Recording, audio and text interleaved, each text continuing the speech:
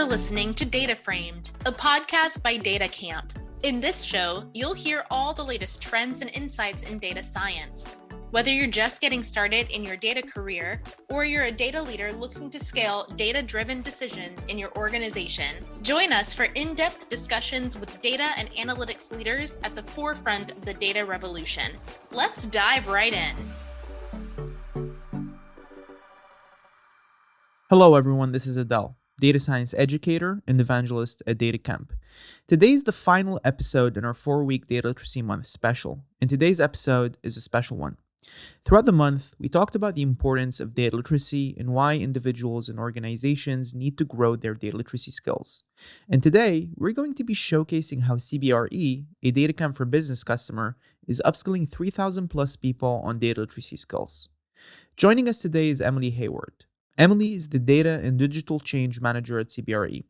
She is an experienced change and transformational leader in data analytics with a proven track record in successfully leading high-profile technology, data, and cultural transformation across private and public sector organizations. Emily takes a fun, engaging, and people-first approach to designing and delivering data transformation, and she fervently believes that you can't change anything successfully without winning hearts and minds, which is the crux of today's episode. Throughout the episode, we speak about the data upskilling imperative at Cbre, how Emily has approached building a learning program, how to do effective change management and evangelize learning within an organization, the importance of executive sponsorship when delivering these programs, and much more. If you enjoyed this episode, make sure to rate, comment, and subscribe to the podcast. And if you're also looking to approach data upskilling at your organization with DataCamp, make sure to check out the link we left in the description box. Now, on to today's episode. Emily, it's great to have you on the show. Oh, great. Thank you for having me. I am so excited you're joining us for Data Literacy Month, and I'm looking forward to deep dive with you on the data literacy program at Cbre, how to do effective change management, the importance of data skills, and much more. But before, can you give us a bit of a background about yourself? Yeah, of course. So my name is Emily Hayward. I am a data and digital change manager here at Cbre. And my role is essentially, it's all about the people side of digital change. So in a nutshell, how can we engage, inspire and equip our people with the right tools, the right knowledge and support to leverage data effectively? Often I see across many years of doing change management that a lot of organisations, they spend thousands, hundreds of thousands on new tools and tech, and then they simply just end up they'll launch the program without really thinking too much about putting the end user or the end learner at the heart of it. And then they wonder why their program or project is struggling with adoption or realising return on investment and business value. So part of my role is to really understand how people are impacted by change. For example, how do they currently work? What are their motivations and resistance to doing things differently? What does the new process, technology, or learning mean for their roles and ways of working? And how do we ensure that once the project team or the learning program delivery team steps away, how do we make sure that it just becomes part of how people do business and go about their regular everyday roles? So how do we ensure that engagement and adoption continues and doesn't just drop off a cliff? So I've been doing it for a number of years now, both across private and public sector organisations. I started at the Financial Conduct Authority. So if you're not a UK listener, that's essentially our UK financial services regulator. So I started there doing technology and change, communication and engagement strategy. And then I moved into change management, so helping colleagues across the business adopt new data science and analytics tools. And now I work at Cbre. So Cbre are the market leader in commercial real estate. And here my role is to partner with the business to help them realise their data and digital ambitions, both through technology, tools, skills, and cultural change. So that's about it in a nutshell, Adel. I love that. And I love how you tie in the importance of your role towards the broader picture of how organizations do a lot of technology investments without necessarily thinking about the people component. And that's why I'm really excited to unpack today's topic with you. So I'm very excited to set the stage for today's conversation by really understanding the why behind a lot of data upskilling programs that you're leading at Cbre. So maybe in your own words, Emily, walk us through why data upskilling is so important at Cbre. So maybe I'll just give you a bit of background on Cbre and exactly what we do. So I'll start there. So CBRE are a global leader in commercial real estate. We have over 105,000 employees. We serve clients from like 100 countries around the world. And essentially what we do is we help clients realize their potential in real estate, whether that's helping them maximize value on their current future properties, whether it's working collaboratively to implement innovative work solutions, or giving them advice and insight into to help them support their investment decisions. So our business essentially is all about delivering exceptional outcomes for clients. It's relationship focused and it relies on our people having the best information, the best data, and the best insights at their fingertips so we can deliver the very best client outcomes. So that's why enabling every person at CBRE to realise their data potential and take their data skills to the next level has never been so important. Like, it's really crucial to our future as an organisation. And then just off the back of that, obviously today's clients are more connected and informed than ever before. They're wanting increasingly sophisticated services and advice. They want more advanced insights to justify their investment decisions. And at CBRE, we've always used data and information to deliver great client services, to deliver impactful insights, and to make evidence-based decisions. So going about using data and using data to justify decision making, it is nothing new for us because our people have done it every single day since CBRE's inception. I think the difference is now is that the volume and complexity of the data we hold is just growing exponentially. I mean, we have got absolutely loads of it. So we can no longer rely on who and what we know to win business to deliver a world-class service. Um, so data is increasingly becoming for us at CBRE, it's a competitive differentiator, and it's increasingly pivotal to helping us understand our clients, anticipating and predicting their needs, and as I said, delivering a market-leading service. And our people are an integral part of that transformation. It's not enough for us as an organisation to have data and tools alone. We need to have our people to have the skills and the knowledge to confidently read, analyse, and communicate with data every single day. And for us, we just believe it's too much of a valuable commodity to be the sole remit of data experts and data scientists and data analysts. That's why we're sort of on a mission at CBRE to upskill absolutely everybody across the UK and Ireland to work with data more effectively. That's so awesome. And I love the way you set the stage for one, how it benefits not only CBRE employees, but also CBRE stakeholders and customers, and frame it through the way the industry is moving as well. Moving on to the crux of today's conversation, you mentioned here the upskilling program that CBRE has. It's a very ambitious program. I'm very excited to unpack with you this program at CBRE. So can you first start off by giving a general overview of the program, what it looks like, how it's structured, and how many people it impacts within CBRE? Our data mission is to empower everyone across our UK and Ireland workforce to do more with data. So that roughly equates to around 3,500 people, more or less, upskilling. So we want on day one when we launch our program for there to be something for everybody. So everyone, no matter where they are on their data journey, whether they're a novice, whether they're someone that's really advanced with a PhD in data science, whether they're someone junior, whether they're someone that's really senior in the organisation, from day one that we want there to be something for them to upskill at. So that is the mission, to provide something for everybody. So it is ambitious. It is 3,500 people going through this program. They all have different needs, different reasons, and different motivations for wanting to upskill and needing to upskill. So, of course, to deliver this, you need a great team behind it because great upskilling programs are delivered by great teams. To just give you some sort of context about the program, how we're delivering it, from the start, it was really important to us that we carefully designed our project team with a diverse mix of skills and experience so we could deliver an impactful, inclusive, and relevant learning program. So to give you an introduction to the program, so we have one project team which brings together around 9 people from across CBRE and DataCamp. So DataCamp, you guys, obviously we chose you as our preferred learning partner. It was one of the best decisions we've made for this program. So we've been working together for a couple of months now. And honestly, Idol, like it genuinely feels like we're just one big team. Like it feels like we're one team. It really does. We've got shared values, shared goals. And I think all of us, what holds us all together is that we all have a genuine desire to transform our organisation through upskilling, and we're all on the same page about it. So Data Camp for us, like I know it's a separate company, but you guys really do feel like part of the CBRE fabric. Like honestly, the Data Camp guys like on our project, they could honestly be like another CBRE colleague. Like that's just how good the dynamics are between us. We feel like we've got the A team in place, right?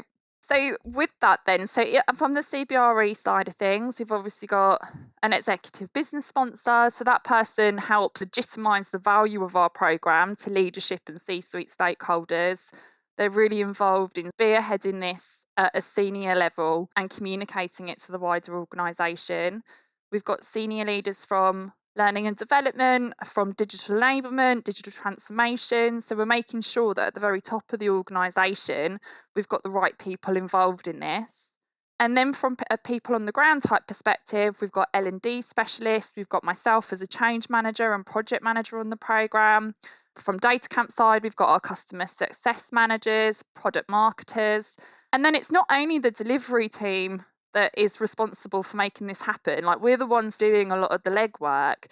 But I think what a lot of people don't realise is it's not just about the delivery team. You also need a great support team to really make the comms and engagement and awareness campaign around a data literacy programme impactful. We do draw on expertise from internal comms, branding. At Data Camp, they've got like the evangelist team, they've got really good data curriculum experts. So there's a much wider project team that are drawn in to help support the programme. So it takes a village, Idol, it really does. It definitely does. And I really appreciate, one, our partnership, but also how you've approached the program. And I'm excited to unpack all of these different elements from evangelism to architecting the program, as well as the different learner personas that you have. So starting off with the personas, and regardless of where you are on the spectrum of data skills, whether you're absolute beginner or you have more advanced data skills, there's often a multi-persona approach different folks go through for these learning paths. So can you walk us through the different personas, if any, within the upskilling program that you have at CBRE, and how you approach defining these personas?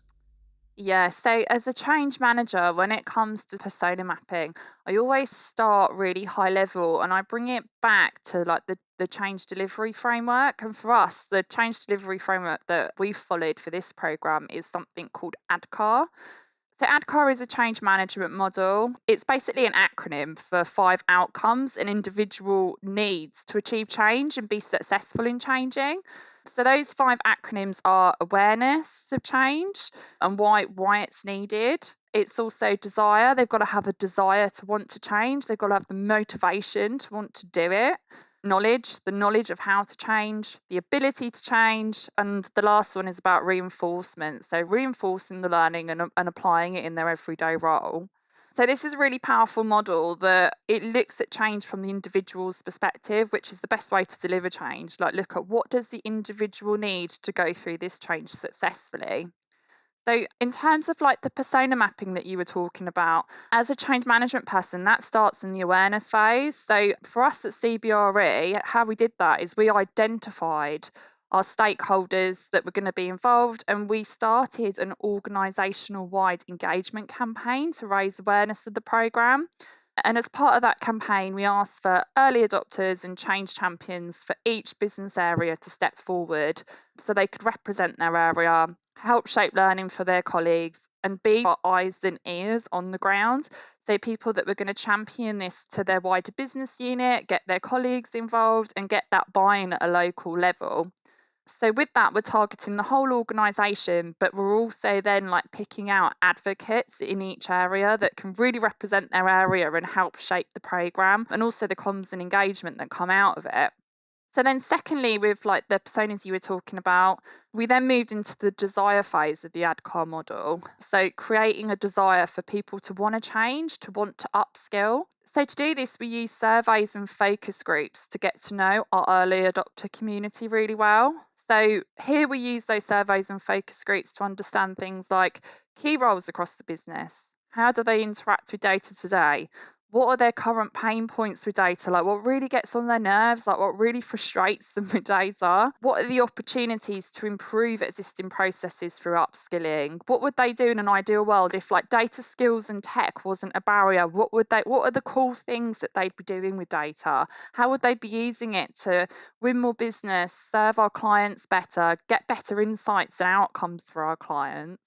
And then lastly, like some key things as part of those focus groups is also exploring what are people's motivations and resistance to change, and what exactly do they need to feel supported and be helped to upskill effectively.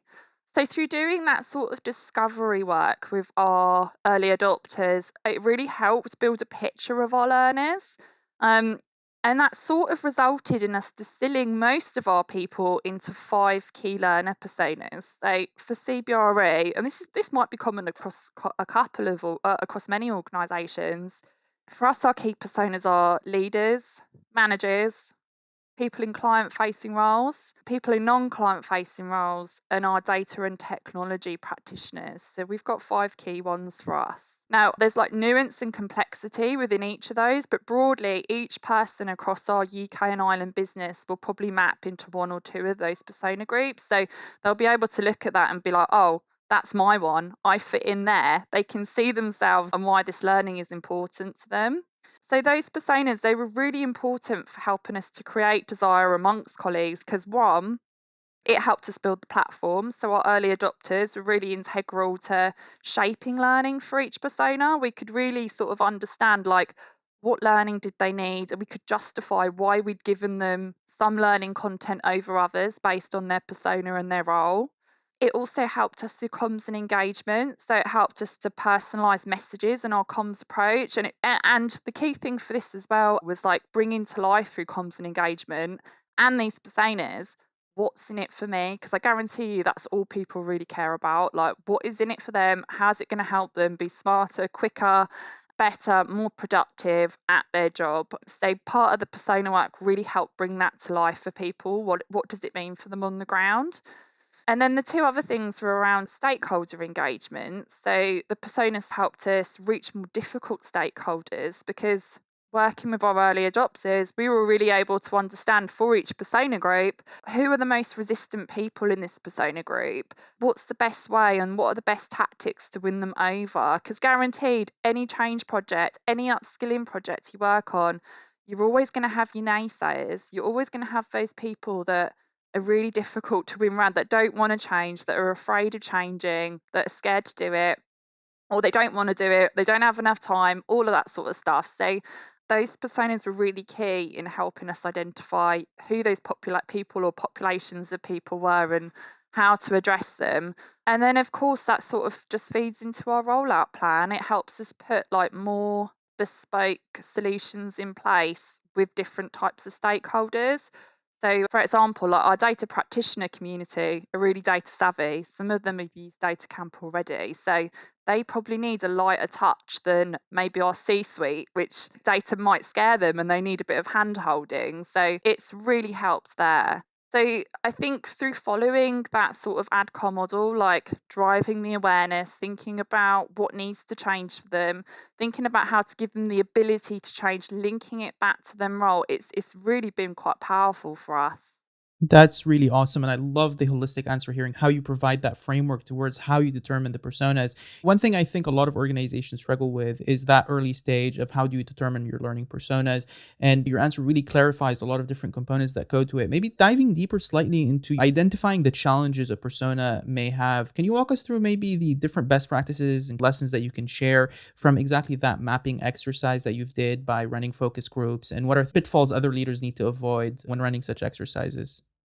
I would do the focus groups, and because that really helps you understand people on the ground, like how they work today, how they interact with data, what tools and tech do they use. Because data is a broad topic, and I think we were sort of finding in some of our focus groups just how broad people thought it was. Like it's about how they manage, for some people, it's about how they manage their emails, how they talk to people on Teams, where they store all their data, as well as about how you collect it, how you visualize it, the different tools that you use. So it's important to understand through those focus groups what is people's definition of data, because it's all different for a lot of different types of people.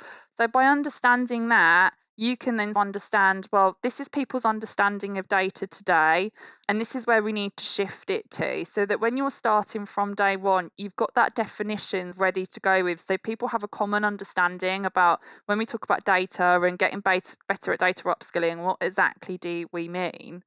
So I think that that's quite key. I think getting to understand sort of people on the ground, their roles, etc., is really key, because how do you know what you're going to change, or how are you going to paint the vision of what people need to change if you don't know where they are today? Like, people need to see the journey. They need to understand what the gap is, so they know then what success looks like when we get there. So those focus groups are really key for understanding that first part. So it makes it easier for people to actually make the jump to the end goal, which is being more data literate. So I think that's quite key. And then I would also say, if to any other organisation listening, like, pilot your programme. So if you've got champions and you've got early adopters that are involved, I would definitely pilot the programme with them. So get them into the platform early, set up some surveys so you can collect data from them, set up some sort of like focus groups so you can ask them, like, face to face, how did they find the learning? What was relevant to them? What helped them in their roles? And why I sort of advocate that is twofold. So one, it helps collect testimonials for the programme. So it really helps with comms and engagement, because you can get testimonials that you can use in launch. So real life examples across your early adopters of where the program's added value, what they've got out of it, what they're able to do better as a result of having done the upskilling. So it really offers like a compelling example when you go to launch to the wider organisation of, oh, so and so over there did XYZ. Oh yeah, I want to learn that. Like, that sounds really interesting. So it creates momentum in the launch. So I would definitely do the pilot for that reason, to get those testimonials up front. So you've got great examples come launch time. But then two, it also helps you fine tune the program, so you can be confident that on day one, the learning that you put in there has been tested. You can robustly say that it works for the majority of people that are put in those persona groups. And it also means that you can take some learning out, or you can fix the modules, or shape the learning to suit people if they say it's not relevant. So you've got the opportunity there to learn a few lessons and get it right before launch time. So if you're listening, guys, like, definitely put a pilot in. Don't just go straight into launching it. Like, put a pilot in, see what works, and then flex and adapt your approach from there. I completely agree, and especially on that comms side as well. Like, if you're able to, from the pilot, in relatively safe environment, collect a lot of great testimonials to drive higher excitement for the wider organization, that's such a massive win for the rest of the program. Definitely. I think I'd also add to that is, like, plan ahead, like, really put this on people's radars early, because people are busy, they have a lot going on. It sometimes takes like more than one attempt for someone to get the message or to be aware that something's coming. So you need, especially with a large organization, you need to do that quite far out, because there's so many people you need to reach. So I'd plan early, put it on people's radars early, so they can get their head around what's changing and the fact that this is coming. It's not a shock to anyone when it lands on their doorstep and they've been told they've got to do it. And I think the other important point is you have to get leadership on board and bought in, because people will follow great role models, and people will do it if their leadership say it's important and are role modeling that behaviour from the top. So I'd get them on board. If you've got like leadership forums or leadership strategic meetings, monthly sort of board meetings, whatever that might be for your organisation, get on that agenda, have a really great like presentation to deliver and pitch it to them, and really sell for them. Because I think when people go to leadership, they sometimes go with this is our program and this is what we're going to do, and they go with like the nuts and bolts of the program, but they infrequently answer the question of what's in it for me. And leaders want to hear that as well. They want to hear how data upskilling is going to benefit their bottom line, their people, their productivity, how many clients they're able to win over and impress. So really sell to leadership what's in it for them, and the why they should be brought into it, why they should be championing it. And just make sure you find as many opportunities from the beginning where you're doing awareness all the way for launch to keep those people engaged. And make sure you've got a great exec sponsor on board that can maybe get some of those leaders that are a little bit harder to get behind your mission, get your executive sponsor to get involved in help winning them over. Completely agree on all of these notions and really appreciate that insight. So you mentioned here the 5 different personas within the program. What are the different skills that you're looking to grow within these different personas? Yeah, so it means something different for everyone. So I think for leadership, and this is the key thing, make sure leadership know what it means to them. That's where the persona mapping is really useful. Because for our leaders, they might never need to know how to collect data. They might never need to know how to analyze it or visualize it because they've got people underneath them that are capable of doing that. Um, but they do need to know how to make more confident data-led decisions.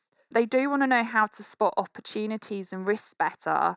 They do need to know from the data that they get in reports and dashboards, all of that sort of stuff. How do I ask better questions, more intelligent questions of the data I'm receiving? They need to be able to look at what someone's given them and be able to interrogate it properly, not just take like whoever created it's word for it. Do you know what I mean? Which can happen, especially when like you think, well, they're the ones with the data expertise. I'll just implicitly trust them. So they've got to be able to ask better questions of data. And then for them, it's all about for our leadership, it's about managing their data talent more effectively. It's about understanding, and not just across their data talent, but across their workforce, like the depth and breadth of data skills and where they can plug skills gaps more effectively. How can they effectively manage resources on projects and plan for each headcount? Because if you know what the mapping of data skills is across your workforce, all of those things become a lot easier. For our manager population, it's all about flipping the switch from reactive to proactive. So being able to identify risks, opportunities, get ahead of things like attrition, burnout, churn. It's all about empowering teams to make the right decisions with confidence and empowering their teams to navigate challenges ahead effectively because they feel more confident in making evidence-based decisions. For our client facing teams and people, it's all about visualizing data better, communicating it better. By doing that, they'll be able to create more trust and credibility with clients who need that data to justify their investment decisions. For our client facing teams, it might also be about if we've got better data and we're able to better understand our clients from that data, they can also personalize client pitches and marketing because they'll be able to anticipate what our clients want before they even ask for it. They'll be able to look at key trends and patterns in the market. What are clients really looking for nowadays? How can we tailor our marketing approach so they understand that we're really well suited to deliver what they need? And for client facing teams, it might also be about optimizing sales processes. So, driving efficiency throughout the sales process, understanding top performing products, markets, salespeople, and brokers, where there are opportunities to cross sell. So, for client facing teams, it really is like it can be a complete game changer in terms of like revenue generation, but also like providing just amazing results for our clients. And then lastly, like non-client facing teams, there is a bit of crossover with the client facing, but it's about finding the right solutions to problems. So if you do have a problem or you've got a business challenge, be able to look at the data that might be creating that problem. It's about deep diving into problems better. It's also about making better evidence-based decisions and backing up arguments as to why there might be a case for change or why they might introduce a new technology or a new process. If you've got the data and the evidence behind that and you're able to present it in a compelling and credible way, you're more likely to like push through your projects on time. You're more likely to get funding for something. You're more likely to get budget for that new initiative next year or new headcounts for a new program that you've got starting. So it's all about better decision making and better problem solving. And then lastly, for our data practitioners, for them, they have to update their skill set all the time, right? Because new technologies and new tools are always coming into the market. So for them, it's all about sort of keeping their skills relevant, keeping them current, keeping up to date with what's going on in industry. But it's also about, for them, maybe even business skills, like thinking about how they can apply like their data and analytics techniques to solve like real business problems.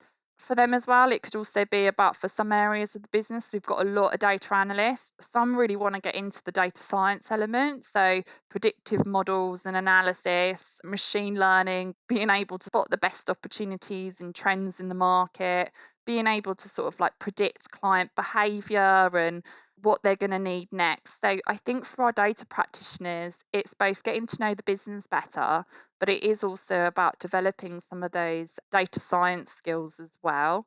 So it really is like a bit of a mix. I love the level of personalization that you're applying here across all of these personas. One additional wrinkle here and challenge with rolling out such an ambitious program is the sheer number of people involved in the upskilling. So, how have you approached upskilling 3,500 people almost? And what are some of the challenges associated with upskilling such a large amount of people? Yeah, I think one of them is making it really, really relevant for people. So, I mean, we've bucketed people into these 5 personas, but I think there's obviously going to be people that need a bit more hand holding than others and need to be told how individually it really can be fitted into their role. So, I think like getting management on board is a big part of how you address that, because us as a program with so many people, we are never going to have the bandwidth to sit down with each and every individual person and really think about, well, how do you embed it into your everyday role? How do you just make this part of like how you do business and how you work and operate? It's never going to happen. So our management community is a huge part of that. So for us, like when it comes to rollout, so one, we've got managers that are on the early access program. So they're coming to the focus groups, they're doing the surveys, they're part of the early access program, they're piloting the learning for their people. So they're already helping to shape the program and advocate it to their team. So I think it's important to not just have a lot of junior people in the program, because often with stuff like this, and I think other people in different organizations will have the same problem, business areas tend to put forward like their graduates or their like associates and senior associates forward for this type of thing. But actually, to create a learning program that's relatable to everyone, you have to have a mix of like leaders, managers, technical colleagues. Your pilot group has to represent, it has to be an accurate representation of the wider organization. So you know you're delivering something that will work for everyone. So get your managers involved. And then I also think like for us, we're going to be having briefings with our managers. So part of that briefing is talking to them through the program, giving them a bit of a toolkit. So we're putting a toolkit together on how they can make this learning work in their teams. So it could be that they do a course together or they do a module together. So there's a module in Data Camp called like what is data literacy. We're toying with the moment about getting teams to do one chapter of that module together as part of a team meeting. So everyone starts off like with the same experience. It becomes like a team thing that they can do together. It's something tangible that managers can actually action on. And then just giving them sort of pointers on how, thinking about how to embed this into their everyday, how to make sure that we're continually like reviewing people's like learning and development plans for data skills, rewarding and recognizing our people when they put their data skills to practice and complete learning on Data Camp. So you really have to make sure that we've got that group on board and that they really have like a concrete, actionable plan of what they can do with their people. And then I also think it's about performance measurement. Like you have to be able to know when a program's been successful. And we've got a really good scorecard in place for our program. So we're assessing it against a number of different benchmarks. And we've got some really ambitious targets. And we're going to be reviewing that periodically after launch to go, where are we now? What's working well? What's not working? Where's it not working? Who's it not working with? And how can we put interventions and plans in place to reach those people? What areas need a bit more love and attention? What areas are flying? And how can we share their success stories wider? So it really is about not just launching and then being like, oh, well, we've done that now, like, let's move on. This is something that's here to stay. And I think when people know it's here to stay and they know that we're going to be regularly reviewing it, holding managers accountable, holding the business accountable, then that's where I think that we'll really start to get that adoption, and it will just become part of how people learn and how people do like data-led business across CBRE. One thing that cuts across most of the answers that you've had so far, and the theme in our discussion, is really the importance of evangelizing and answering that key question for the learner at CBRE, which is, what's in it for me? So how have you approached answering that question? And can you share tactics that you found worked really well to evangelize the program? So first of all, I think you've got to have like great comms and marketing and branding. Like for so many data literacy programs that I've seen, they're using like bog standard like presentations, just your standard like corporate template. They've got a couple of bullet points on a few slides as to why it's important. I would definitely say one of the things that's really stood out for our program is our branding team have just been amazing. Like our presentation packs, our comms collateral that we've got on our plasma TVs, on our screens, posters, all of that sort of stuff, marketing collateral, video collateral. It stands out, it pops, it's got a distinctive look and a distinctive feel. People look at our program and it doesn't just look like corporate compliance training, which we've got to do it because it's a necessary evil. Do you know what I mean? But people look at it and go, oh, do you know what I mean? Every year, like, people think, oh God, we've got to do that again. I don't want anyone to look at our program and think that. I want them to think it's exciting. I want them to be curious. And our branding does that. It's really slick and it stands out. So I think get your branding and your comms right. Like if you've got a branding team in your organization and you've got a good internal comms team like we do, like definitely join up with them to create something visually engaging. Because I think if it looks good, people will want to read it, they'll want to look at it, they'll want to go and find out more. So make sure it looks good. The second point I want to make is around internal comms. So we've got a great internal comms team. And we have made sure that you cannot miss our data upskilling program anywhere. It's on the internet, it's on the plasma TV screens. So we've been doing like town hall sort of road shows. So going around every service line, getting it in front of people's faces, like presenting it, showing videos on it, really evangelizing in person the benefits, because it's really not enough nowadays. People are busy. It's not enough to just put something up on the internet or send an email. You have to get in front of people, and I think that's the most impactful thing actually. A lot of our face-to-face interactions, and people see how passionate like our project team is, how passionate our data camp partners are in this program. It's infectious, I think. So that would be my other sort of point, is really put people on your program that aren't just delivering it because they have to, or aren't just delivering it because it's part of their performance objectives and they're just coming into work to do a job. Get people on your program to lead it that are really going to be passionate and energized about it, because that rubs off on people. People buy into people, and they buy into people that believe in what they're selling. So find who those people are and put them on your program. And then I think thirdly, I mean, if there was another tip I'd give, it would genuinely be to get people on your program that have great change management experience. And if they don't have a good change management background, get people that really know how to put the learner at the heart of something. They're empathetic. They can put themselves in the learner's shoes all the way through and think, oh, what would I need at this point? What would I need going into pilot? What would I need coming up to launch? What do I need on day one of my launch? Day one, week one, month six. You have to be able to have people on the program that all the way along have got that learner in mind and never take their eye off the ball with that.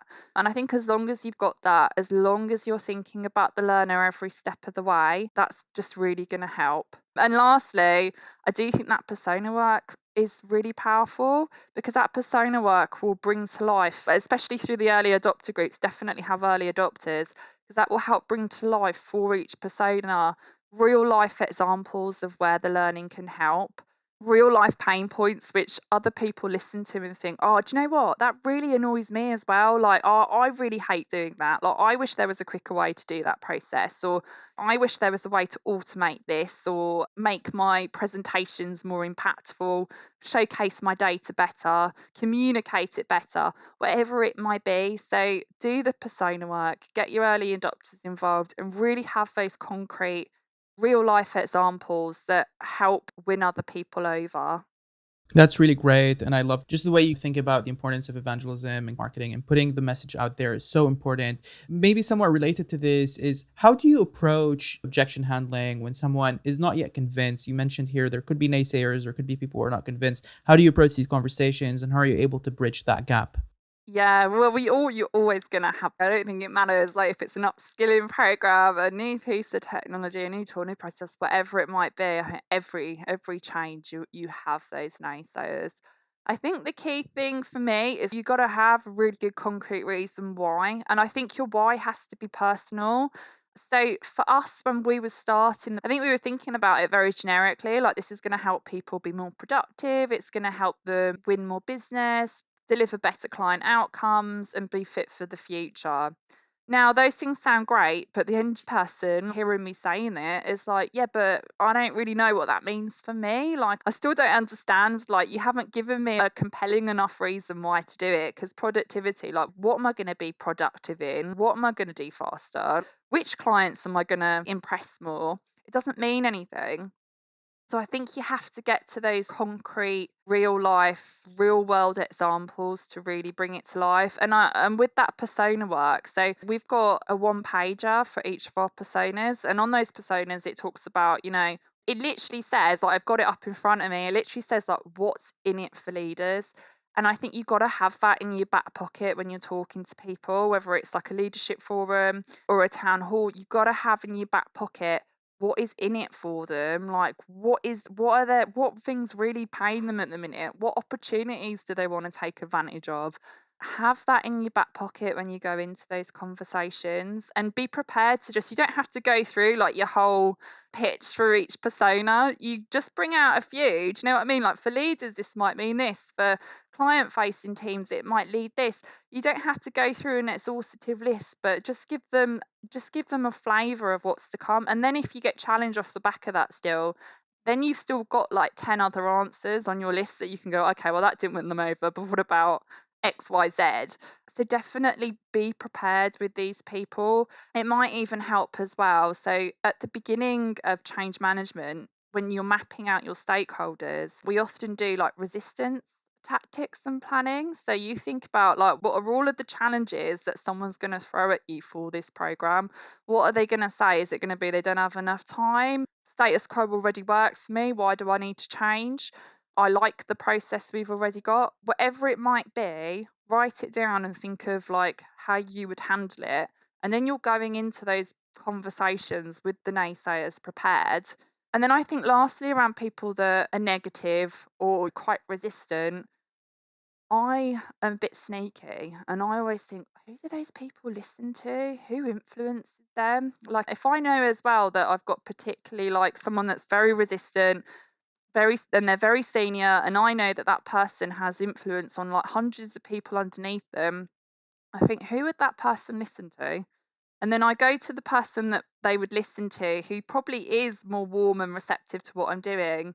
And then I get them on board, and then I task them then. And this is part of the executive sponsor role as well within the program. I get them to go, well, we've got this group of stakeholders over here.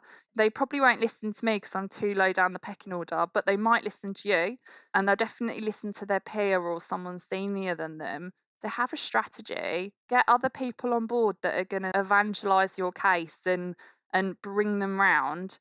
And if that doesn't work, get their people on board, because often, especially if it's like more senior people that are resistant to change, the people underneath them are the ones that feel the pain of not being data led most acutely. So get them on board. And when they soon start hearing that people in numbers are talking about this and it's getting momentum, I mean, they have to stop and listen to it at some point. So if you can't get them directly through having like great retorts, great resistance tactics, go around is what I'd advise. That's really awesome, Emily. Now, of course, Emily, as we close out, what is next for the data literacy program at Cbre? So, of course, I think the big milestone for us is actually launching our program, and I'm so excited for it. Like, I actually can't wait to show people like what has been months and months of hard work from both CBRE's end and the data camp end. And also, like, can't wait to just see like all the hard work and the input of our amazing early adopter groups come to fruition, because obviously they've been a huge part of us pulling this program together and really making sure that learning is relevant and impactful for everyone across our organisation. So we've got the launch. At our launch, we've got like a great keynote speaker for the first day. We've also got local regional rollouts as well. It was really important for us that this didn't just feel like a great initiative from London and all the other offices just get on board. We really wanted every single office to feel like it was their programme for their people, whether you're in Scotland or Manchester, Birmingham or Dublin. We wanted every single office to have a launch and feel the buzz around the data literacy programme. We want them to be excited and for them to feel like this is their programme for their people. They own it and they're just as important as our head office. So everyone feels like they get an equal experience. So we've got the local rollouts, and then I think after the local rollouts, it's about rewarding like really good use cases and really good success stories, rewarding learners that are going above and beyond with their learning, rewarding people that are really putting their learning into practice. So we're going to have some like giveaways, and we've got like some spotlights planned for like the intranet and at local town halls and stuff to really celebrate people and share good news stories of where there's best practice across the organisation. And then finally, I think it's just about making sure that we're taking those checkpoints to stop, pause, reflect on how well we've done, and then look at areas where we might want to improve, because I think that's really important, measuring success. I mean, we couldn't really have a data literacy program and not be able to have the data behind it to show whether it's been successful or not. So we're definitely beginning to do that, and looking at where we can strengthen areas we're really good at, but then looking at where some of the gaps are. Where do we need to encourage adoption? Where do we need to give a bit more love and care? Where do we need to perhaps refine and further fine-tune some of the learning we put on for people? And then I suppose, like, once we get to the end of that year, I think year 2 is then probably, because this year is just about delivering something for everyone. I think year 2 will be about actually working with different business units and actually getting into the nuts and bolts of how does this impact like your people day to day? Like, how can we actually impact people on a role and job specific level rather than just a general company wide level? That is awesome. Thank you so much, Emily, for coming on the show. Before we wrap up, do you have any final call to action? Do you know what? I think, if there's anything that people can take away from this is just be enthusiastic about your program. Like, find people that are really passionate about what you do and bring them on board, and get people on board that are really going to evangelize what your program is there to do and evangelize the benefits and bring it to life for people. I think that's like the final note. People will buy into it if you pull out the what's in it for me factor and make it really relevant to their job. Yeah, I think actually we'll stick with like the what's in it for me factor, because I think that's the key thing. If you can bring that to life for people every step of the way, what's in it for me, what are the benefits, you should be on track to get really good adoption, providing that obviously your learning content matches the what's in it for me statement as well. That is really great. Thank you so much, Emily, for coming on the podcast. Thank you for having me. It's been such a pleasure. Thanks, Adel. You've been listening to Data Framed, a podcast by Data Camp. Keep connected with us by subscribing to the show in your favorite podcast player. Please give us a rating, leave a comment, and share episodes you love. That helps us keep delivering insights into all things data. Thanks for listening. Until next time.